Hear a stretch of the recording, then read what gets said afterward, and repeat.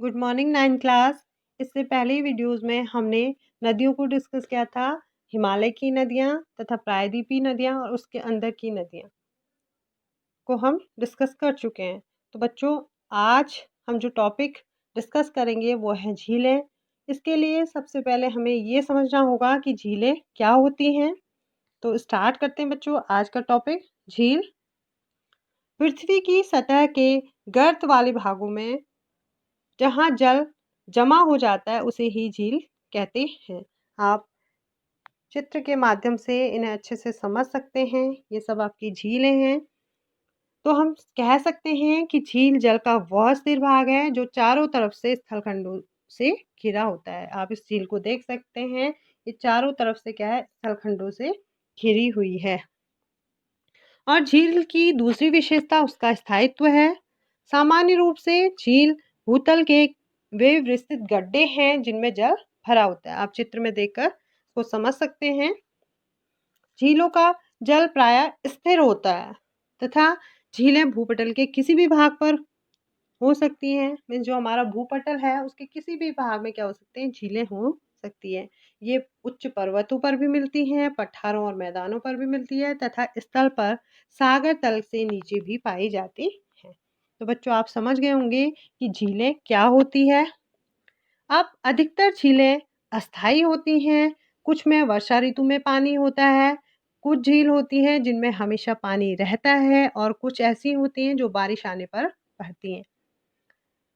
और मीठे पानी की अधिकतर झीलें हिमालय क्षेत्र में हैं। मतलब जो झीलें होती हैं, एक तो होती है मीठे पानी की झील और दूसरी होती है नमकीन झील। तो जो मीठे पानी की झील होती हैं वो ज़्यादातर हिमालय के क्षेत्रों में होती हैं और ये हिमानियों से बनी होती हैं। जो मीठे पानी की झीलें हैं वो हिमानियों से बनी होती हैं। जो बर्फ़ पिघलती है, मीन्स जब ऊपर से पानी पिघल कर आता है तो वो छोटे मोटे जो गड्ढे होते हैं जिसे गर्त कहते हैं, उनमें ये पानी आके जमा हो जाता है। उसी को हम झील कहते हैं। मीन्स उन गर्तों में जब ये पानी आके जमा हो जाता है तो उसी को हम क्या कहते हैं, झील कहते हैं। अब जो जम्मू कश्मीर की वुलर झील है, जो वो भारत की सबसे बड़ी मीठे पानी की झील है। ये बहुत ही महत्वपूर्ण बिंदु है बच्चों कि जो जम्मू कश्मीर की वुलर झील है वो भारत की सबसे बड़ी मीठे पानी की झील है। और ये आपको याद होना चाहिए कि ये जो हमारी झील है, जो जम्मू कश्मीर की वुलर झील, वो भारत की सबसे बड़ी मीठे पानी की झील है। इसके साथ ही कुछ अन्य महत्वपूर्ण मीठे पानी की झीलें हैं, जैसे डल झील, भीमताल, नैनीताल, लोकताल तथा बड़ा पानी आदि। ये सब क्या हैं, मीठे पानी की झीलें हैं। और अगर बात करें लवड़ी झील की, लवड़ी मीन्स नमकीन झील की, तो वो है राजस्थान की सांभर झील। कौन सी झील? सांभर झील।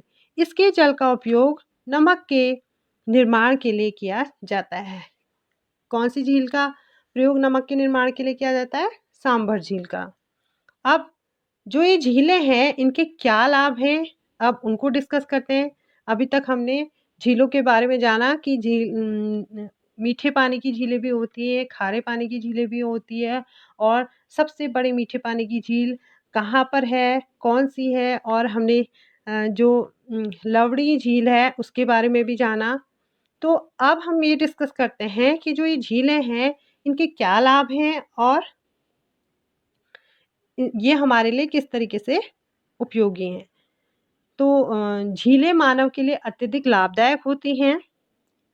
झील अत्यधिक वर्षा के साथ बाढ़ को रोकती है। मीन्स जब बहुत तेज बारिश होती है, पानी का बहाव तेज होता है, जब बाढ़ आ रही होती है तो पानी आकर इसमें जमा हो जाता है, जिससे बाढ़ का थोड़ा खतरा कम होता है। किससे? झीलों से। जब तेज बारिश आती है तो पानी का बहाव तेज होता है और जब बाढ़ आ जा रही होती है तो पानी आकर इनमें क्या होता है, इन झीलों में जमा हो जाता है, जिससे क्या होता है, बाढ़ का थोड़ा खतरा कम होता है। अगला है, झीलों का प्रयोग जल विद्युत उत्पन्न करने में भी किया जा सकता है।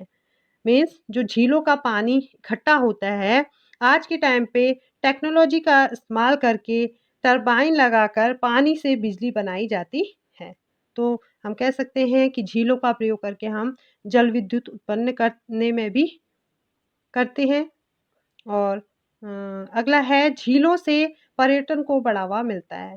मीन्स जो झीलें हैं उनसे पर्यटन को भी बढ़ावा मिलता है। पर्यटन का मतलब होता है टूरिस्ट एंड ट्रैवलिंग। लोग बाहर से यहाँ घूमने-फिरने आते हैं, जो हमारे यात्री आते हैं देखने झीलों को और भारत की विभिन्न जगहों को घूमते हैं यहाँ पे आके। अगर वो झीलें सुंदर होती हैं, अगर वो जिन झीलों को देखने आते हैं, अगर वो सुंदर होती हैं, तो यात्री उन्हें देखने आते हैं, जिससे पर्यटन को बढ़ावा मिलता है और अगर यात्री ज़्यादा आएँगे, तो इससे हमारे देश को आर्थिक फ़ायदा होगा। तो बच्चों आप समझ ही गए होंगे कि झीलें क्या हैं और इनके क्या लाभ हैं। तो बच्चों आज के लिए इतना ही। अगले पार्ट में हम अगला टॉपिक डिस्कस करेंगे। Thank you so much. Have a nice day.